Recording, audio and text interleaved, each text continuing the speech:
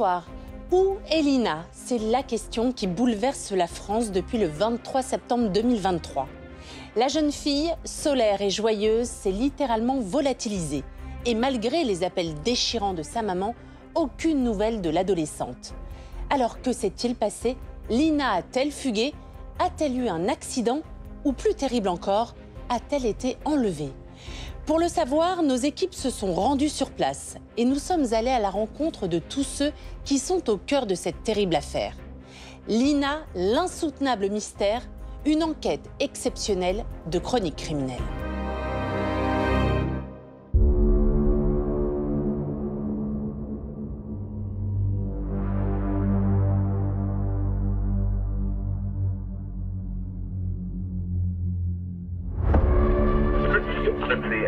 Un appel à témoins lancé par la gendarmerie de Schirmeck. Lina, une adolescente de 15 ans, a disparu depuis maintenant 24 heures. Elle a quitté Plaine dans la vallée de la Bruche. Le contact et sa description sont sur francebleu.fr Alsace.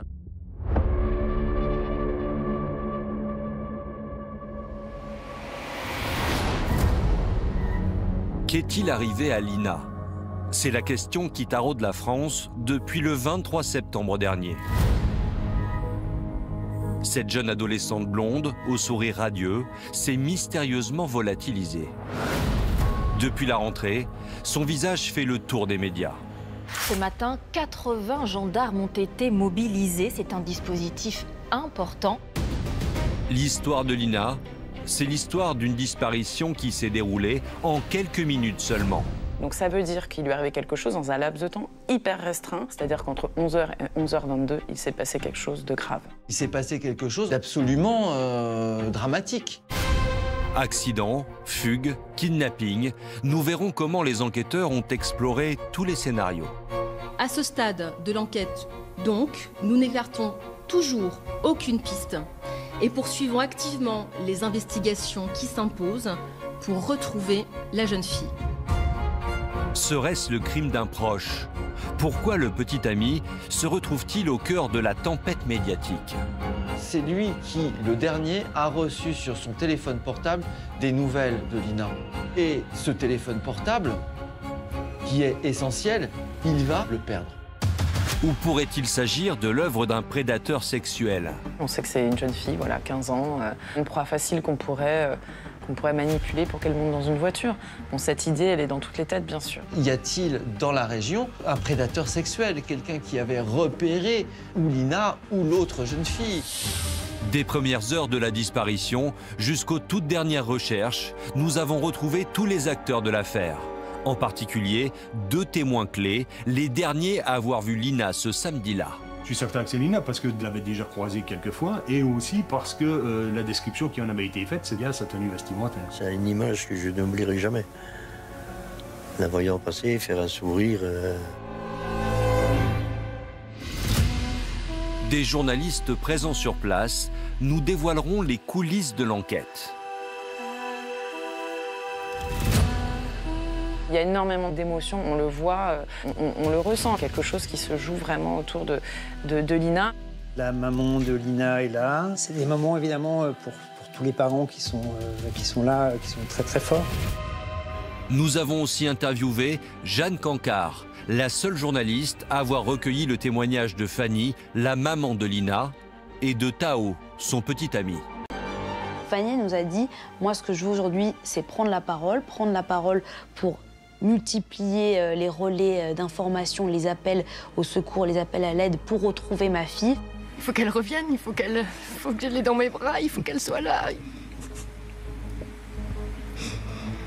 Je veux ma fille.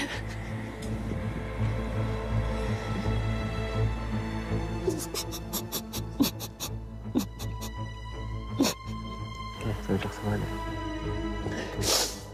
Sa mère, c'est tout ce qu'elle revienne. Et en bonne santé. Je fais que chercher depuis 4 jours, enfin 3 jours. Ça commence à être compliqué. Voici le récit d'un mystère hors norme qui bouleverse la France depuis 2 mois.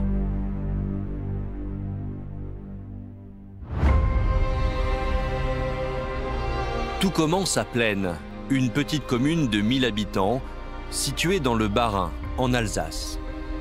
On est vraiment là, à la frontière entre les Vosges et l'Alsace.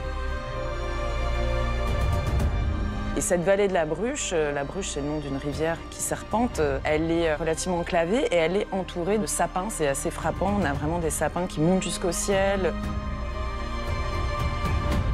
Une ambiance presque cinématographique. C'est une très belle région dont on sent qu'elle a une âme. On est là, on n'est pas ailleurs en tout cas.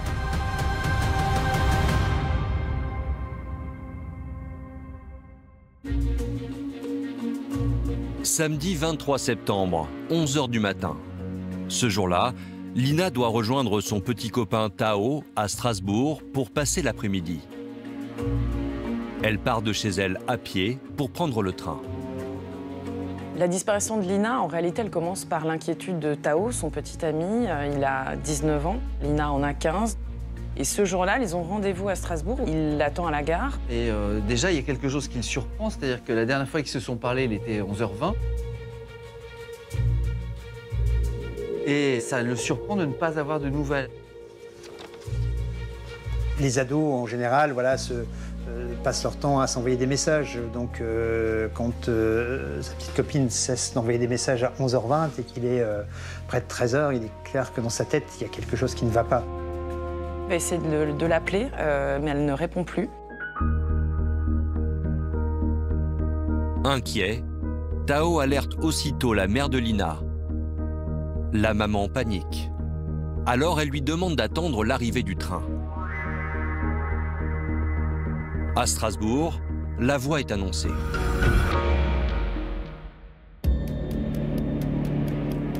Midi 53, le train entre enfin en gare de Strasbourg. Tao est en bout de quai, donc à guetter chaque voyageur qui descend du train, avec une véritable angoisse à chaque fois. C'est-à-dire que au départ, c'est comme d'habitude, c'est une foule qui évidemment descend du train, et puis petit à petit, ça s'égrène, et Lina n'est pas là. Lina n'était pas dans le train. Il va même faire 3 fois le tour de la gare, selon son récit, et puis chercher.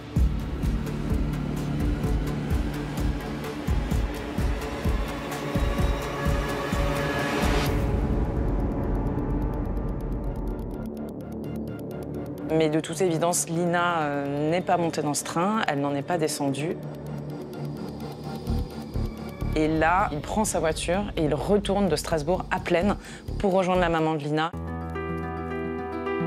L'inquiétude est à son comble. Tao et la mère de Lina partent à sa recherche dans les environs. Ils refont le trajet qu'elle devait emprunter pour se rendre à la gare. Mais elle n'est nulle part. Alors, à 14h15, ils décident de se rendre ensemble à la gendarmerie. Face aux enquêteurs, Fanny, la mère de l'adolescente, revient sur la chronologie des événements depuis le matin. Alors la maman de Lina, elle avait vu sa fille pour la dernière fois dans la salle de bain alors qu'elle se préparait pour partir. C'est la dernière fois que sa maman la verra. Elle est gaie, elle est joyeuse, elle est contente de rejoindre Tao. Donc elle se maquille, elle se pomponne, elle met une robe qu'elle aime beaucoup, sa robe grise. Elle était vraiment contente et pleine de joie à l'idée de retrouver son petit ami. Ils avaient un programme assez chouette, ils devaient manger au restaurant ensemble et puis aller faire les magasins à Strasbourg. Sa mère explique aux gendarmes que Lina devait prendre le train de 12h03 à la gare de Saint-Blaise-la-Roche, en direction de Strasbourg.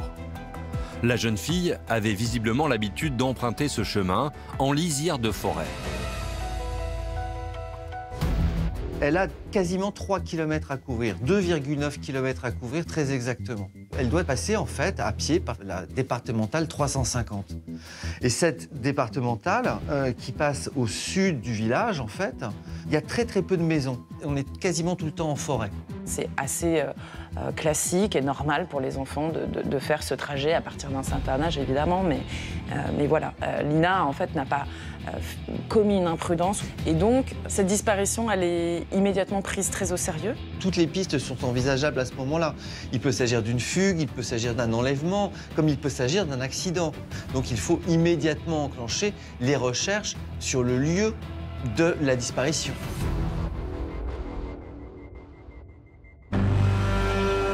Les gendarmes ouvrent aussitôt une enquête pour disparition inquiétante et ils publient un avis de recherche. Lina, 15 ans, vêtue d'une robe grise et d'une doudoune blanche. La presse relaie l'information et des battues d'envergure s'organisent. D'abord, un peloton de gendarmerie qui quadrille la zone, mais aussi de nombreux volontaires. Allez, c'est parti en avant.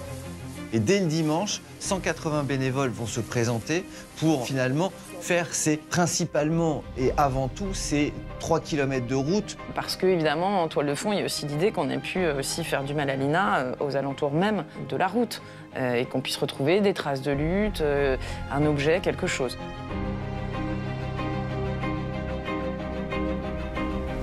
Les gendarmes cherchent Lina qui pourrait être blessée, voire même inconsciente. Alors sur place, tout le monde s'active. Et les journalistes de la région arrivent à leur tour sur le terrain. Hervé Miclot, du journal Les Dernières Nouvelles d'Alsace, est l'un des premiers à couvrir les recherches. J'arrive sur les lieux le lundi pour la première battue. Donc des groupes sont déjà en train de redescendre de la montagne. La maman de Lina est là, avec Tao. Tao est également présent, évidemment. Tao a fait beaucoup aussi de recherches avec ses amis.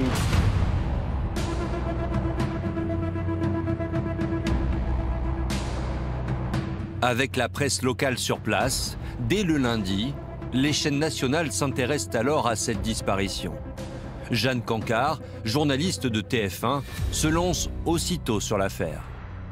Nous, on est à la Tour, à TF1, à la rédaction. Donc, il y avait le bureau de Strasbourg qui s'était emparé de l'affaire. Et nos chefs nous disent, bon, on va peut-être devoir renforcer et donc aller envoyer d'autres équipes.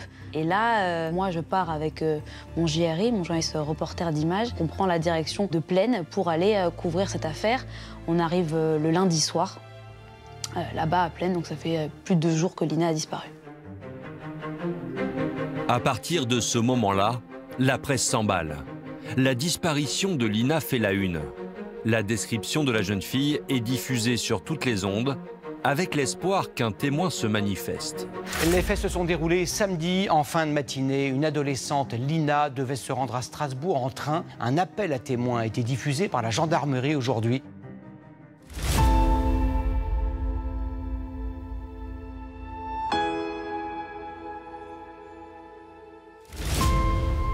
Sur place, les journalistes recueillent le témoignage de Fanny, la mère de Lina, qui participe aux battues. Elle donne alors une conférence de presse. Et sa prise de parole va bouleverser la France entière. Comme toute maman, vous comprendrez bien que c'est difficile, c'est une torture de ne plus avoir son enfant près de soi. C'est quelque chose que je souhaite à personne. C'est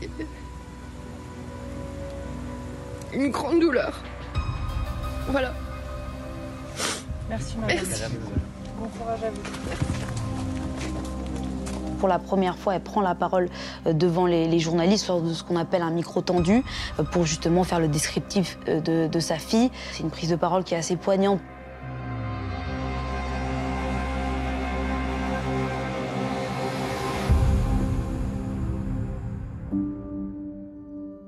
C'est évidemment un moment très fort, très émouvant pour tout le monde, et aussi pour les journalistes qu'on est.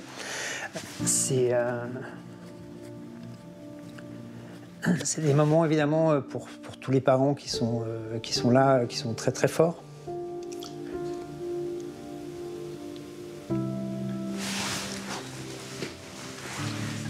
Voilà. À Plaine, mardi, cela fait maintenant 72 heures que Lina a disparu. Et les recherches continuent sans relâche.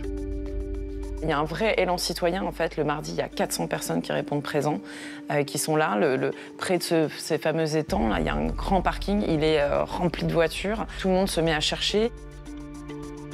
On pense surtout aux parents et j'espère qu'on va la retrouver. On ne se voit pas rester sur notre canapé à attendre des nouvelles. Je préfère quand même être là et montrer mon soutien, que ce soit à la famille ou aux autres amis. Donc évidemment, la fouille est assez complexe lorsque les buissons ou quoi que ce soit sont particulièrement épais. Difficile effectivement d'y pénétrer et d'y rechercher toute trace et indice. On est clairement face à une absence de preuves. Lina, elle aurait pu être enlevée par les extraterrestres d'un coup de rayon, ça serait pareil, on aurait autant d'indices. C'est inexplicable, on n'a rien. Mais en parallèle des battus, les gendarmes enquêtent sur tous les fronts. Ils analysent la vidéosurveillance présente sur les rames du train que l'adolescente devait prendre à Saint-Blaise-la-Roche, à 3 km de chez elle. Et première information capitale, Lina n'est jamais montée à bord. L'analyse de sa téléphonie donne une deuxième information. Son portable borne à pleine avant de se couper brutalement. On s'aperçoit que la dernière émission qui est faite par le téléphone, c'est, je crois, 11h21. Ça veut dire qu'à partir de ce moment-là, le téléphone est complètement éteint, ou qu'il est cassé, ou qu'on a retiré la puce et qu'on a détruit la puce. Ça veut dire que le téléphone n'est pas seulement en veille, il est parfaitement hors d'état de fonctionner. Et ça, évidemment, c'est plus qu'inquiétant. Comment expliquer qu'une jeune fille de 15 ans, sur un chemin même qu'elle connaît par cœur, son téléphone, en 2 minutes, disparaisse? Le téléphone de la jeune fille a donc cessé d'émettre à 11h22. Pourtant, Tao, son petit ami, va faire une révélation aux enquêteurs. Il dit avoir reçu une vidéo de Lina sur le réseau social Snapchat juste 2 minutes avant, à 11h20 précisément. Le dernier message qu'elle émet avant que son téléphone se coupe, ce serait cette dernière vidéo là qu'elle envoie à Tao. Un message vidéo, selon lui, où on voit donc Lina marcher le long de la route et qui lui montre comment elle est habillée, elle lui dit qu'elle a froid. Cette dernière vidéo de Lina pourrait être la clé de l'énigme, car elle a visiblement été réalisée seulement quelques minutes avant sa mystérieuse disparition. Mais problème, sur ce réseau social, les vidéos sont éphémères. Impossible pour les gendarmes de la visionner. D'autant plus que Tao a lui aussi perdu son portable lors des battus. L'étude de leurs échanges téléphoniques est donc impossible pour l'instant.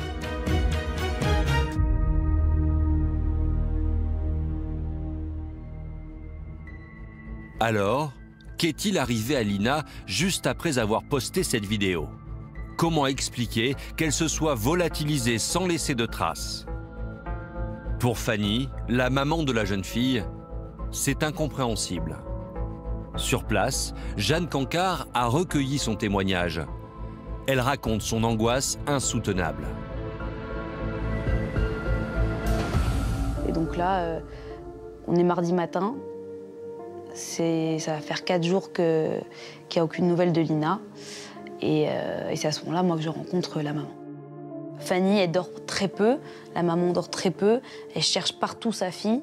Dès que Fanny nous raconte, dès qu'elle ferme les yeux, elle voit sa fille. Elle ne peut pas s'empêcher de faire tous les scénarios possibles et inimaginables. Il faut que je l'ai dans mes bras. Il faut qu'on soit à nouveau heureux tous ensemble. Que je peux pas vivre sans elle. Que je supporte pas cette absence. Que nous tous, on veut qu'elle revienne, on veut qu'elle soit là, on veut qu'elle soit avec nous, on veut que...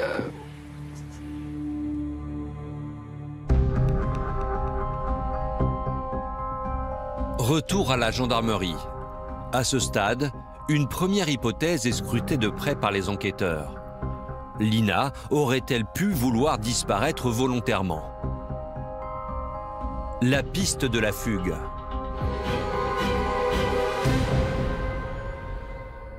Il y a 40 000 mineurs qui sont fugueurs chaque année. Il y en a qui fuguent pendant quelques jours, d'autres pendant plusieurs années. C'est donc l'hypothèse qui statistiquement est la plus probable. Les gendarmes vont explorer ça parce qu'il peut toujours y avoir l'amoureux est conduit ou un autre amoureux. Désir d'aller voir ailleurs comment ça se passe. À ce moment-là, on va centrer le dispositif d'enquête plutôt sur la personne disparue. Est-ce qu'elle s'est servie de son téléphone? Est-ce qu'elle s'est servie de sa carte de crédit si elle en a une? Est-ce que l'on trouve quelque chose sur son ordinateur? On va interroger les copines, les copains de lycée, de collège pour savoir si elle en a parlé. Les gendarmes s'intéressent tout naturellement à son environnement. Était-elle en rupture avec sa famille? A-t-elle déjà fugué par le passé? Sa mère, qui l'a élevée seule depuis son plus jeune âge, s'est confiée à la journaliste Jeanne Cancard sur leur relation. Alors elle parle donc de sa fille unique avec qui elle vit donc à Plaine. Elle nous dit que c'est une fille très équilibrée, très entourée, qui a des amis, qui a un rayon de soleil. Ça peut paraître parfois même cliché, bateau, quand on fait toujours le portrait des personnes comme ça qui ont disparu, mais là, réellement, on sentait qu'il y a une relation très forte entre sa maman et sa fille. On est proches. C'est une adolescente, des fois elle peut pousser, mais elle me respecte toujours. Elle... Pas une ado à problème, crise d'ado comme on pourrait avoir chez certains enfants. Non. Elle peut pousser les limites, ça c'est sûr. Comme une ado. C'est... ouais. Je veux rentrer là, à cette heure-là. Non, bah finalement, je veux rentrer un peu plus tard ou je vais dormir chez une copine. Mais si je râle et que j'impose, elle écoute. Si je lui demande de m'aider à la maison, elle va le faire. Une ado heureuse et pas rebelle. D'ailleurs, selon sa mère, Lina était particulièrement épanouie depuis son entrée en lycée professionnel. Elle venait de trouver sa voie. En fait, elle a très tôt choisi une filière qui va lui permettre d'être en contact avec les autres, c'est ce qu'elle aime. Dès 14 ans, elle a fait une filière professionnalisante pour aller s'inscrire en CAP, aide à la personne et vente en milieu rural. Elle venait même de commencer un stage qui lui plaisait dans l'épicerie du village. Nous sommes allés à la rencontre de sa responsable, Morgane, auprès de qui Lina a fait bonne impression. Elle faisait un stage ici de 6 semaines. Où elle en a fait que 2. Une jeune, souriante, une fille qui était à l'aise, une belle personne. On se voit que c'est une jeune fille, 15 ans, voilà, mais propre sur elle, belle, une belle fille.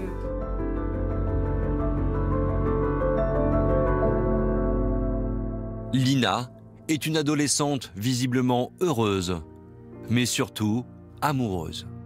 En août dernier, elle venait de se mettre en couple avec Tao, un jeune homme de 19 ans. Ils communiquaient sur Internet depuis plusieurs années avant de se rencontrer. Jeanne Cancard a également pu l'interroger en exclusivité pour TF1 dans les premiers jours qui ont suivi la disparition de Lina. Elle a une place importante dans ta vie, Lina. Ouais. Ouais, sinon, je serais pas là, je pense. C'est quoi? On m'a parlé d'un rayon de soleil, quelqu'un toujours... Toujours souriante, toujours de bonne humeur, toujours très contente. Soit quand elle est avec moi ou quand elle est avec les gens en général. Il y a, on va dire, une relation amoureuse qui se met en place. Lui, Tao, donc, il fait les compagnons du devoir. Il a l'opportunité d'aller faire les compagnons du devoir à Strasbourg. Donc c'est à la fois une opportunité professionnelle et puis à la fois, il se dit, ça va me permettre de me rapprocher de Lina. Et la relation commence à partir vraiment de ce moment-là.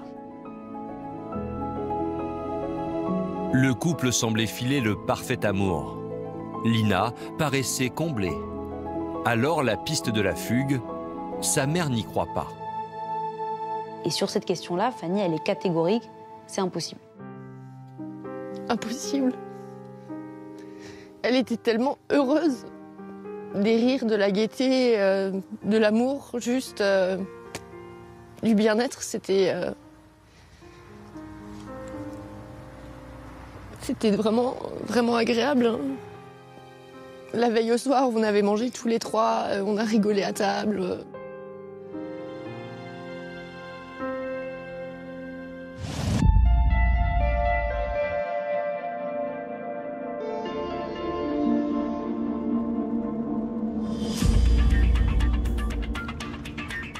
Du côté de l'enquête, les premiers éléments permettent aussi d'éloigner l'hypothèse de la fugue.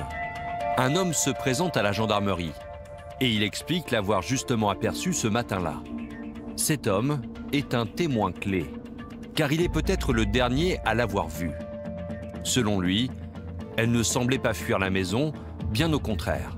Elle marchait en direction de la gare de Saint-Blaise-la-Roche, comme prévu. Nous sommes allés à la rencontre de ce témoin, Jean-Marc Chipon. Il est l'ancien maire de Plaine. Et voici dans quel contexte il a croisé la route de Lina. Je fais des travaux sur Saint-Blaise-la-Roche et il me manquait un outil et je suis rentré chez moi à Champenay par la route qu'a empruntée Lina pour se rendre à la gare. Je croise Lina, il devait être dans les 11h18-19, elle a son téléphone en main, elle regarde son téléphone. Elle parle peut-être avec son téléphone, je ne sais pas. C'est sans doute la vidéo que Lina aurait envoyée à Tao, juste avant que son téléphone ne cesse d'émettre. Jean-Marc Chipon est d'ailleurs formel sur l'heure à laquelle il la croise, car sa maison est équipée d'une caméra. Et les images de sa vidéosurveillance ne se trompent pas. Voilà, là j'arrive, vous voyez mon véhicule arriver, il est 11h21 et 52 secondes. Là vous me voyez sortir de mon véhicule et rentrer dans mon atelier. Je viens chercher un tout petit outil, une clé. Je me redirige vers mon véhicule, il est 11h23 et 27 secondes. Je remonte dans mon véhicule et je reprends la route en direction de Saint-Blaise. Et le temps où je suis resté chez moi, c'est-à-dire 2 minutes, 1-2 minutes, je devais logiquement devoir recroiser Lina, la revoir une deuxième fois avant qu'elle atteigne la piste cyclable. Je me suis fait une réflexion et je me suis dit, tiens, cette jeune fille marche vite.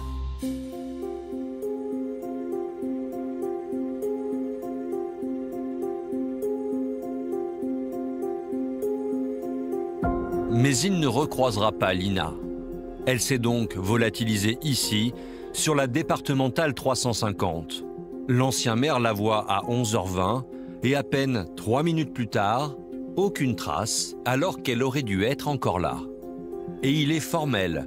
C'est bien l'adolescente portée disparue. Je suis certain que c'est Lina parce que je l'avais déjà croisée quelques fois et aussi parce que la description qui en avait été faite, c'est-à-dire sa tenue vestimentaire, c'était bien sa tenue vestimentaire.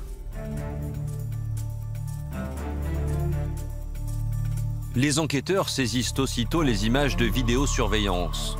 Et résultat, entre l'aller et le retour de l'ancien maire, il faut compter un intervalle de 8 minutes où tout s'est joué. D'ailleurs, un deuxième témoin resté anonyme viendra lui aussi confirmer avoir croisé Lina au même endroit.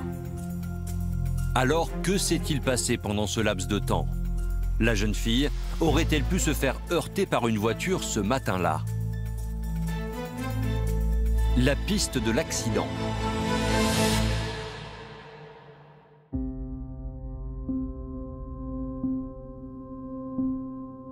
La route sur laquelle se trouve Lina, quand elle descend, est une route qui est une petite route, qui est étroite. On aurait pu imaginer qu'elle ait été renversée par quelqu'un. Ça pourrait expliquer notamment le fait que le téléphone s'arrête brutalement de borner. Voilà, c'est quelque chose qui est possible. Avec la circonstance que la personne qui la renverse peut la mettre dans la voiture si elle est décédée sur le coup, ne serait-ce que pour ne pas se faire prendre. Donc on va chercher, avec les battues et des fouilles le long de la route, on va chercher un indice, une trace de freinage, un morceau, un élément de voiture, par exemple un feu qui se serait brisé, qui aurait laissé un débris au sol. La police scientifique inspecte toute la zone. Mais les enquêteurs doutent de cette hypothèse, car avec le passage des voitures, un accident serait difficilement passé inaperçu. Il n'y aurait aucun élément qui pourrait aller dans le sens d'un accident et donc d'un délit de fuite. On ne va rien retrouver. Il n'y a rien sur le bas-côté de la route qui indique qu'il y aurait pu avoir ni trace de choc, ni trace de freinage. Il n'y a rien qui vient étayer cette hypothèse, qui va se refermer aussi assez vite. Dès les premières investigations, les gendarmes semblent convaincus. On sait que Lina n'a pas fugué et la piste de l'accident leur paraît peu probable. Après 4 jours de recherche, Lina reste introuvable. La jeune fille s'est évaporée dans la nature sans laisser la moindre trace. Mais une nouvelle hypothèse commence à émerger. Les enquêteurs resserrent l'étau sur l'entourage proche de Lina. Tao, au cœur de la tempête médiatique. La piste privilégiée, quand on a ce genre de disparition, c'est toujours quelqu'un qu'on connaît. Et effectivement, les homicides sont souvent commis par des connaissances. Dans le cas de couple, évidemment, le mari ou la femme est forcément suspect. Le petit ami fait partie immédiatement, sinon des suspects, de toute façon des personnes qu'il faut absolument entendre et entendre dans le détail. Il s'avère que Tao a un rôle central, prépondérant. C'est lui qui, le dernier, a reçu sur son téléphone portable des nouvelles de Lina. Et donc, notamment, une vidéo qu'elle lui aurait envoyée. Depuis le début, cette vidéo intéresse particulièrement les gendarmes, car c'est la dernière trace de Lina. Les images recèlent peut-être un indice capital. Mais rappelez-vous, Tao a justement perdu son portable lors des battues. Et cela intrigue les enquêteurs. On est au cœur d'une affaire de disparition inquiétante qui glace la France et le témoin principal, ou presque, perd son téléphone portable. La question se pose, pourquoi dissimuler ce téléphone portable? Est-ce qu'il y avait des photos? Est-ce qu'il y avait des choses qui disparaissent avec le téléphone, qui n'ont pas forcément été échangées sur les réseaux sociaux ou par SMS et qui pourraient être compromettantes, évidemment? C'est forcément la question que vont se poser les enquêteurs. Les gendarmes s'interrogent, mais ils ne sont pas les seuls. Avec cette histoire de téléphone qui a disparu, c'est toute la toile qui s'enflamme. Des internautes s'improvisent enquêteurs du web et ils incriminent le jeune Tao. La rumeur est lancée. Surtout qu'un événement va venir nourrir de nouvelles spéculations. Il va y avoir dans l'entourage de Lina une jeune fille qui connaissait le couple et qui connaissait bien Lina, qui va accepter une interview sur un plateau de télévision parisien. Et avant qu'elle ne parte, Tao lui a dit de ne pas raconter de la merde, voilà, ou quelque chose comme ça. Comme s'il la mettait en garde ou comme s'il la menaçait. Tao ne va jamais s'en expliquer, mais on peut parfaitement comprendre ce qu'il a voulu signifier par là. Il a voulu dire simplement, très certainement, ne dis pas de mal de Lina. C'est une réaction de jeune homme amoureux.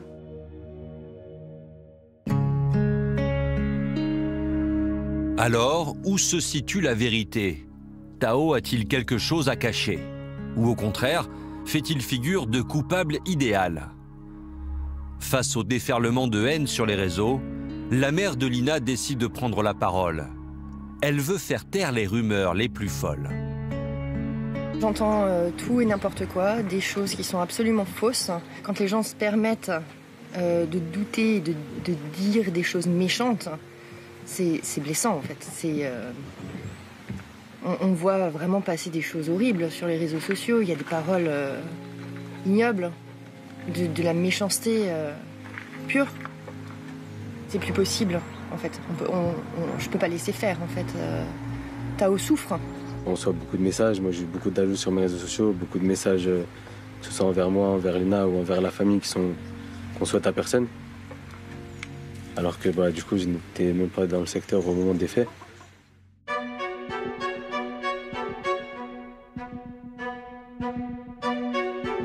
Tao explique qu'il a un alibi. Il déclare qu'au moment où Lina disparaît, il est déjà à Strasbourg pour la journée portes ouvertes de son école.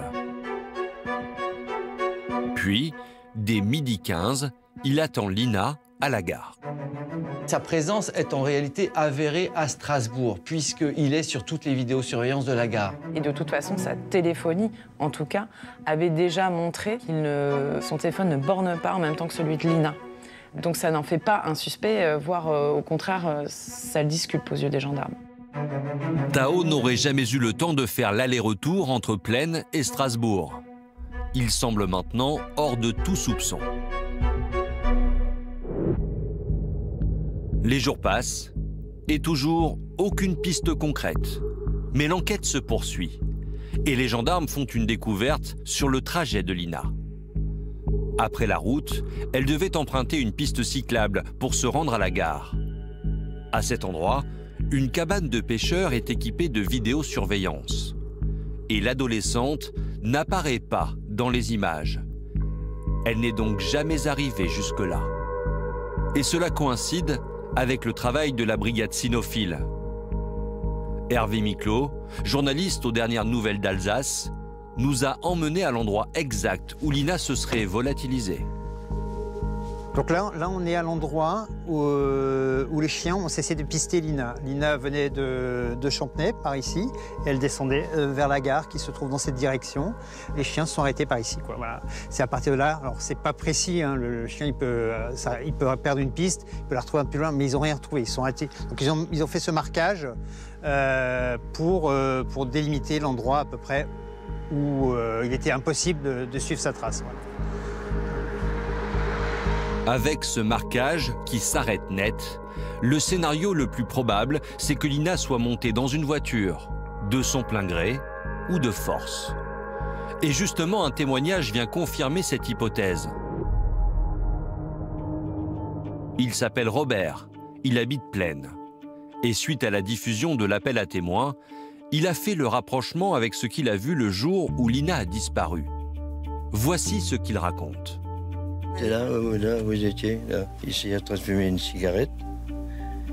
Là, ici, comme ça. Exactement en position là. Elle est passée là devant moi et elle a fait coucou. Elle est dans une voiture bleue et voilà. Je ne vois pas toujours des marques non plus. Hein. Et petite citadine, c'était pas une grosse berline. C'est tout ce que je peux dire, je peux pas dire de plus. Tout sérieux, enfin, elle n'avait pas l'air malheureuse ni quoi que ce soit. Là, je suis prêt à passer au détecteur de mensonges, que je l'ai bien reconnu et que je la connais, bon, depuis qu'elle est toute petite, voilà.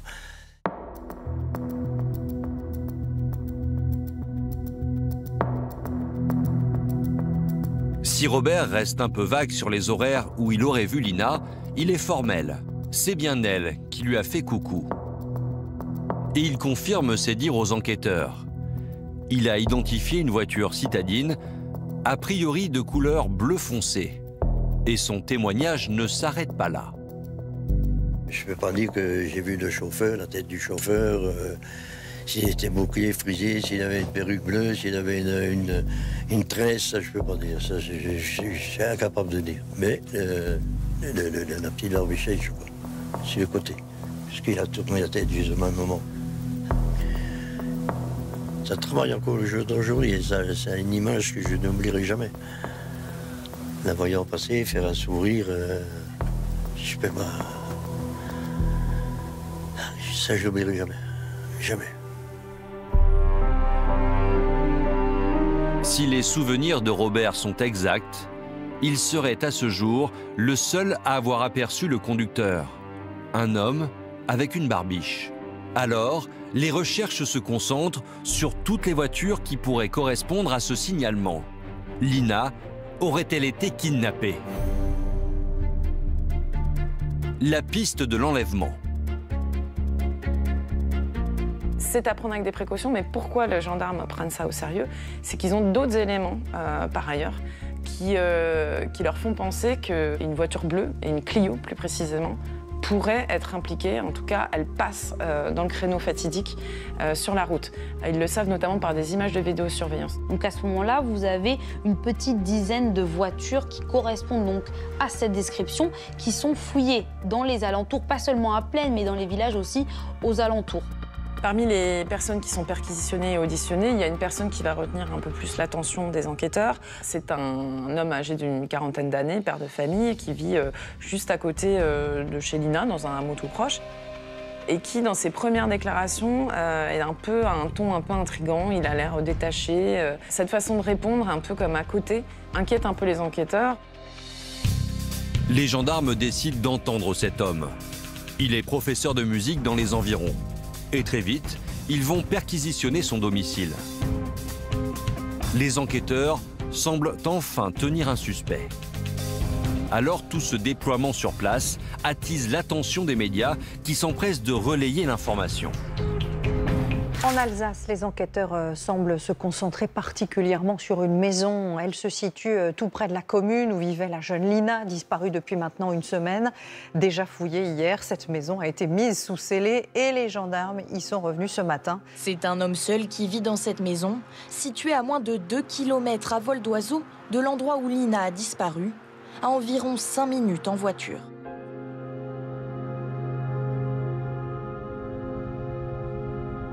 Pour l'instant, ces investigations dans cette maison n'ont rien donné. On attend encore des retours d'analyse, mais cette personne, jusqu'à preuve du contraire, est à l'heure actuelle, là où je vous parle, totalement hors de cause, quoi. Voilà.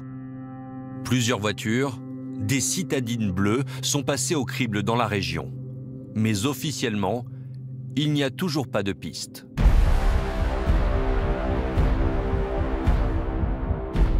Le 30 septembre, une semaine après que Lina s'est volatilisée, un nouveau témoin fait une révélation. Il s'appelle Freddy. Il signale aux gendarmes que sa fille de 14 ans a fait l'objet d'une tentative d'enlèvement. Voici le témoignage qu'il a livré après les faits. Il y a ma fille qui m'a appelé en catastrophe le lundi à 6h30 du soir, qui m'a dit comme quoi il y a une voiture grise qui est passée, qui l'a klaxonné 3-4 fois. Du coup, elle m'a appelé, elle est partie en courant, elle est rentrée donc à la maison, elle l'a dit à sa mère aussi. Et le jeudi, en allant à l'école, sur le chemin là, à 6h du matin, ouais, 6h10 il était, il y a un monsieur qui s'est arrêté en voiture avec une voiture grise, une Citroën, et s'est mis à sa hauteur, a commencé à ouvrir la porte, a voulu descendre. Du coup, elle est partie en courant, elle a pris le téléphone, elle m'a tout de suite appelé. Papa, il y a quelqu'un qui veut me prendre. Elle a été donc à la place où il y a le bus qui arrive. Le monsieur s'est garé sur le côté. À l'arrivée du bus scolaire, la voiture prend aussitôt la fuite. Alors, la jeune fille a-t-elle échappé à une tentative d'enlèvement? Son papa, Freddy, ne peut pas s'empêcher de penser qu'il y a eu quelque chose comme un essai raté avec sa fille, parce qu'en fait, c'est vrai qu'elles se ressemblent. Qu'est-ce que racontent ces faits? C'est que peut-être y a-t-il dans la région un prédateur sexuel, quelqu'un qui finalement avait fait la veille ou 2 jours plus tôt quelques repérages, quelqu'un qui avait repéré ou Lina ou l'autre jeune fille, quelqu'un qui cherche une jeune fille de ce type. Donc là, à ce moment-là, ils sont entendus par les enquêteurs qui, prennent évidemment ce témoignage très au sérieux, parce que ça pourrait être une piste à envisager. Mais, encore une fois, pas assez d'éléments pour tenter de retrouver cette voiture, pour tenter de corroborer aussi ce témoignage. Depuis cet événement, l'adolescente est traumatisée. Sa famille reste persuadée qu'un prédateur rôde dans les environs et que c'est le même homme qui s'en serait pris à Lina. Alors, dans les villages de la région, la psychose s'est installée. Les rues sont désertes. Les enfants ne sortent plus. C'était un peu la panique, ouais. Les gens faisaient beaucoup plus attention. Les adolescents étaient beaucoup plus avec leurs parents. Même maintenant, on voit encore les parents qui déposent leurs gamins à l'école et tout le cinéma. Hein. C'est quand même une personne que je connais, donc forcément ça fait peur, quoi. Là, depuis qu'il y a ça, il n'y a plus personne qui sort. C'est calme, quoi. 80% de notre clientèle, c'était des jeunes.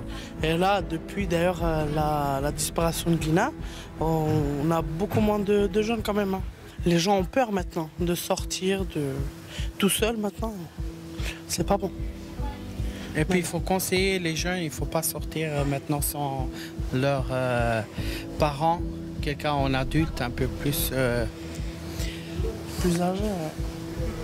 Il n'y a pas de mots, ça fait mal au cœur, c'est pas facile. Un retour à la vie normale, difficile. Aujourd'hui, la piste d'un prédateur qui s'attaquerait aux adolescentes reste privilégiée. Le parquet de Strasbourg vient d'ouvrir une information judiciaire pour enlèvement ou séquestration. On passe dans une nouvelle phase d'enquête. Il n'y a plus de recherche sur place. On estime que s'il y avait des indices à recueillir, ils ont été recueillis. Ce n'a pas été le cas. Maintenant, c'est un travail de fourmi, de longue haleine, qui va se faire maintenant dans l'analyse des fichiers, de la téléphonie, des connaissances de Lina, d'essayer de récupérer des nouveaux témoignages, tout ça en sous-marin, pour éventuellement aboutir à quelque chose. Les enquêteurs ont retrouvé le portable de Tao sous une plaque d'égout, à l'endroit qu'il avait indiqué. L'exploitation de sa téléphonie n'a pas été révélée pour le moment. L'analyse du bornage téléphonique qui couvre cette zone continue. Saura-t-on un jour ce qui est arrivé à Lina ce 23 septembre? Peut-on encore espérer la retrouver?